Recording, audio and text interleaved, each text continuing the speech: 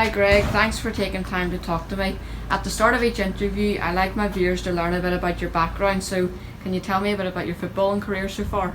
Okay, so I started off, first sort of senior club would have been a club in Ballinhinch called Temple Rangers. Then I went to Ballinhinch United, played there for 2 years, and then from there I got spotted for Distillery, Lisburn Distillery. So I went there when I was 16 or 17.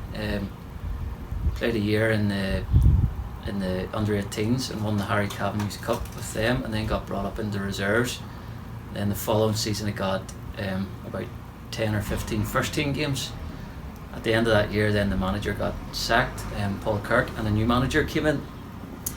He loaned me to Banbridge, so my contract was up at the end of the first year's loan, so I ended up making it permanent and staying at Banbridge for 2 years. And then I went to Loughgall for a year, and then went to Ards for 6 seasons, and then I'm now going into my 4th year at Portadown. Have you always played defence throughout your career? Yes, pretty much since I've been playing senior football, it's always been defender. When I was very, very young, I used to be a goalkeeper, but thankfully I got away from being a goalkeeper and I've always been defender. As a defender, who has been the toughest striker you've played against and why?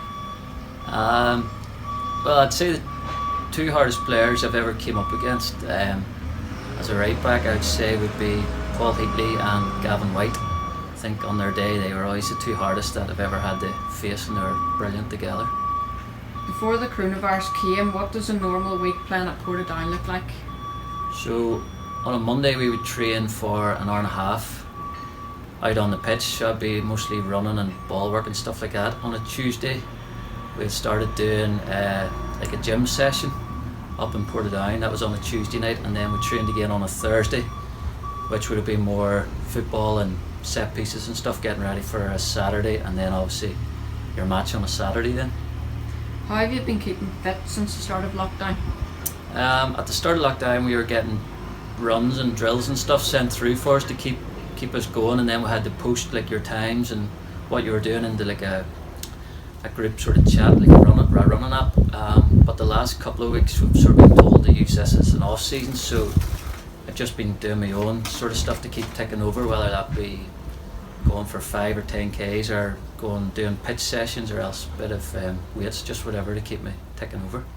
Defenders don't normally score many goals, but you've managed to score 1 goal so far in the championship. Describe how you felt when you scored it. It was brilliant, because I don't think I'd scored for 3 or 4 seasons, so I wasn't really sure what to do. And if you ever see the celebration, you can probably see that, because I didn't know what way to celebrate. But no, it's brilliant, brilliant scoring a goal. So it doesn't happen very often, so you have to enjoy it. At the minute, Portadown are 4 points clear at the top of the table of their local neighbours Loughgall. How good would it be for the town if they made it to the Irish Premiership next year? Yeah, it'd be massive for Portadown. I think they're a club who deserve to be in the Premier League, because the fan base and the ground and all is already made, and it's a massive club. So it'd be brilliant if we could be the team that got them promoted into the Premier League. And finally, it is most certain that Portadown will be crowned champions of the Bluefin Sport Championship, if this hasn't already happened before this video is released.